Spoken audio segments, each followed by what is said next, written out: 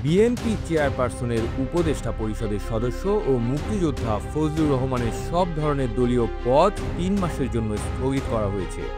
বুধবার সন্ধ্যায় দলের একটি সূত্র এ তথ্য নিশ্চিত করেছে।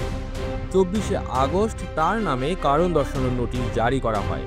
তিনি লিখিত জবাব না দিয়ে সময় বাড়ানোর আবেদন করেন, যা মঞ্জুর করা হয়। এরপর ২৫ আগস্ট আরও ২৪ ঘন্টা সময় দেওয়া হলেও দল তার জবাবকে সন্তোষজনক মনে করেননি।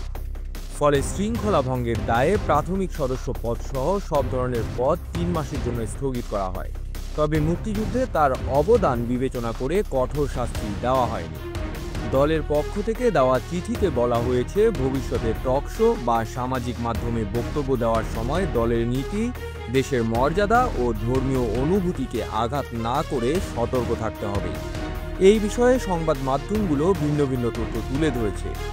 দৈনিক যুগান্তরের প্রতিবেদনে বলা হয়েছে, জুলাই গণঅভ্যুত্থান নিয়ে কুরুচিপূর্ণ ও বিভ্রান্তিকর বক্তব্য দেওয়ার অভিযোগে ফজলুর রহমানকে শাস্তির মুখে পড়তে হয়েছে। প্রথম আলো জানিয়েছে, তার একাধিক বক্তব্য, বিশেষ করে টকশো ও সামাজিক মাধ্যমে দেওয়া মতামত দলীয় শৃঙ্খলায় প্রভাব ফেলেছে। অন্যদিকে বাংলা নিউজ 24 ও কালের কণ্ঠ লিখেছে, কারণ দর্শানোর নোটিশের জবাব সন্তোষজনক না হওয়ায় তার পদ স্থগিত করা হয়েছে।